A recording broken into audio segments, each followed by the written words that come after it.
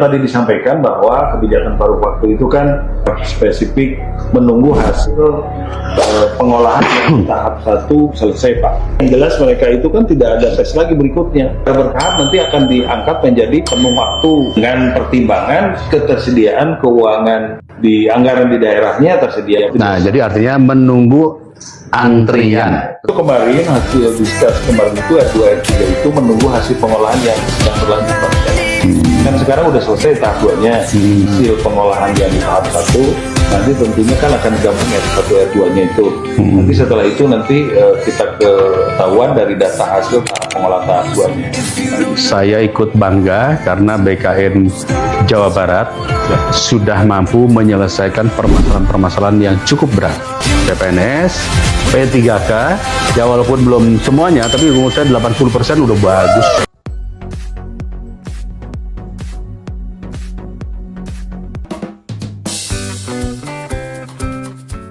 Ya, berikut tadi adalah progres terbaru yang dilakukan Komisi 2 bersama BKN ataupun pemerintah dalam hal penyelesaian nasib R2 R3. Sebelum aksi jilid 3 yang akan digelar R2 R3 pada tanggal 10 Juni, kita terus mengupdate informasi berkenaan dengan perkembangan nasib R2 R3 ke depan.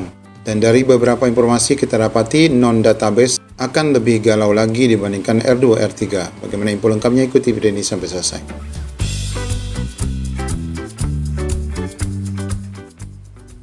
Ya, video ini merupakan hasil kunjungan Bapak Dedi Yusuf selaku anggota Komisi 2 DPR RI ke Kanrek 3 Bandung ya, dalam rangka penyelesaian non-ASN, khususnya rekan-rekan yang R2 R3. Ya, kita ketahui bahwa nasib R2 R3 seluruh Indonesia ini sangat banyak lagi ya, belum selesai dan mereka menunggu untuk diangkat menjadi P3K paruh waktu. Meskipun dalam beberapa pernyataan sebagaimana kita lihat mereka menuntut bukan menjadi paruh waktu tetapi menjadi penuh waktu. Tentu ini akan bisa berlaku ataupun terjadi jika Pemda dapat mengusulkan formasi penambahan bagi rekan-rekan R2 R3 dan rekan-rekan yang memang sebelumnya tidak mendapatkan formasi.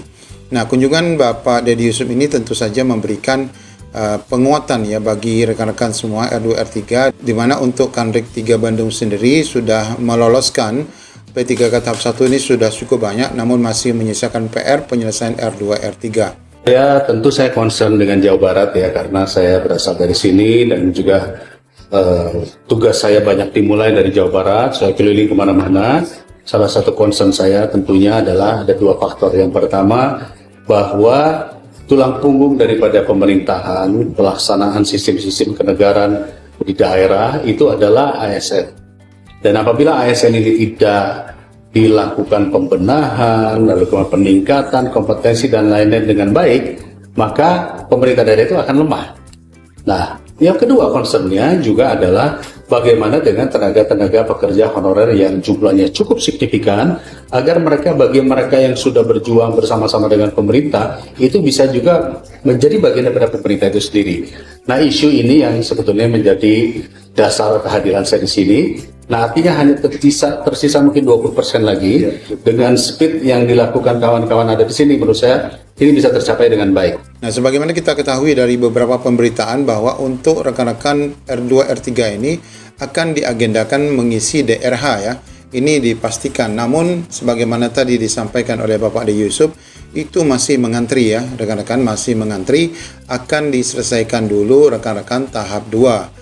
Nah, sehingga nanti tahapan tahap 2 selesai, masih akan mengikuti optimalisasi sisa formasi yang nanti akan diperebutkan kepada rekan-rekan R2 R3. Nah, di sini bahkan nanti yang akan lebih kecewa adalah rekan-rekan non-database. Karena rekan-rekan non-database ini sama sekali tidak ada regulasi untuk dijadikan paruh waktu.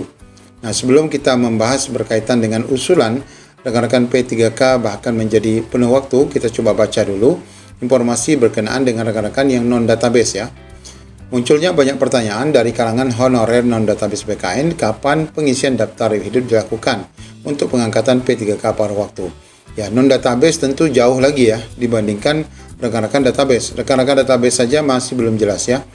Perlu diketahui hingga saat ini instansi terutama Pemda masih menunggu petunjuk teknis dari pusat mengenai bisa tidaknya honorer non-database bisa diusulkan menjadi paruh waktu.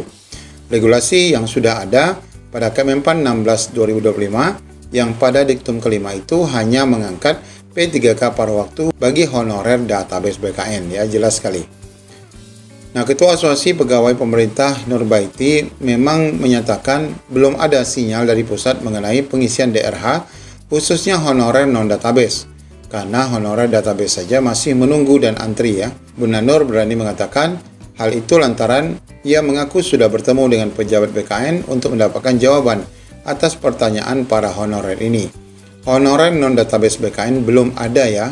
Kalau database BKN sudah jelas sebagaimana tertera pada Kemenpan RB 16 2025. Nah, khususnya untuk pengisian daftar hidup termasuk juga rekan-rekan R3, R2, R3 yang sudah lulus. Saat ini juknis, ya, untuk dan mekanismenya masih dalam pembahasan. Proses ini pastinya akan menunggu waktu pengumuman kelulusan tahap 2 yang akan disusul oleh penerapan kebijakan optimalisasi formasi. Sudah pasti ada penerapan optimalisasi di mana honorer database BKN akan lebih diprioritaskan dibandingkan non-database BKN. Kemudian setelah optimalisasi ditetapkan, ternyata masih ada sisa honorer peserta tahap 1 dan tahap 2 yang tidak kebagian formasi, maka barulah masuk pada pengangkatan mereka menjadi P3K paruh waktu. Itu pun harus melalui usulan PPK dari daerah masing-masing.